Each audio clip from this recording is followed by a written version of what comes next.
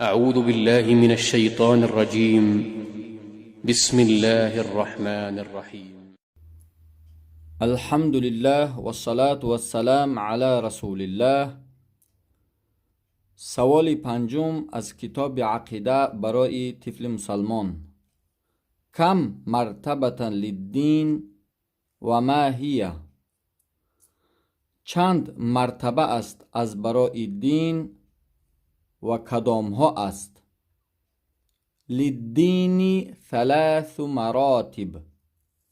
از برای دین سه مرتبه است.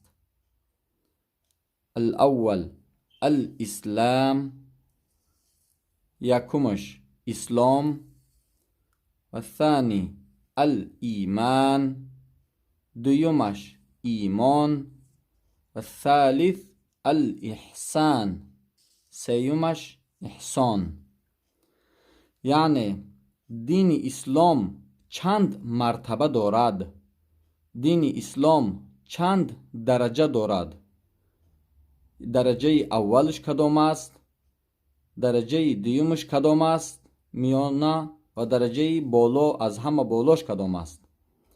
دین اسلام سه درجه دارد، سه مرتبه دارد.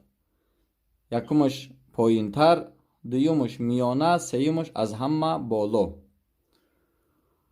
اولش گفتم که اسلام مرتبه از همه پایینش اسلام است.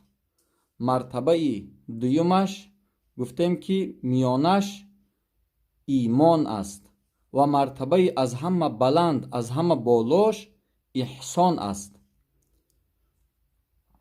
انشاءالله ما در درس های آینده هر یکی این را به تنهایی به طاقگی شرح میتیم انشاءالله. برای ما مهم است که فرزندا را خوب همین سه کلمه که هست در نظر ما ساده و آسان می نماید، اما بسیار خوب به فرزندها در مدت همین یک هفته تا درس های آینده خوب تعلیمشان بتیم، زیرا که این سه کلمه بسیار معناهای کلان دارد. اگر خانه تهدیواریش، فوندامنتش خوب مستحکم باشد، خانه بنا در بالاش خوب به قوت می آید.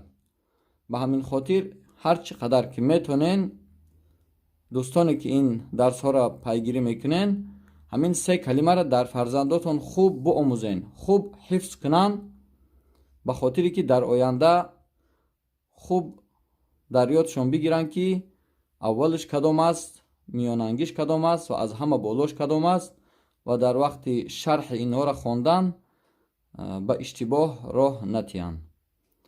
الله مهربان فرزندان ما و شما را توفیق و هدایت الهی را نصیب و روزی گردانده باشد، در راه صراط المستقیم استوارشان نگه بدارد. و صلی الله علی خیر خلقه محمد و آله و اصحابه اجمعین. و السلام علیکم و رحمت الله و برکاته. فخور بإسلامي فمنه ارتويت أنا الظامي. هداني إلهي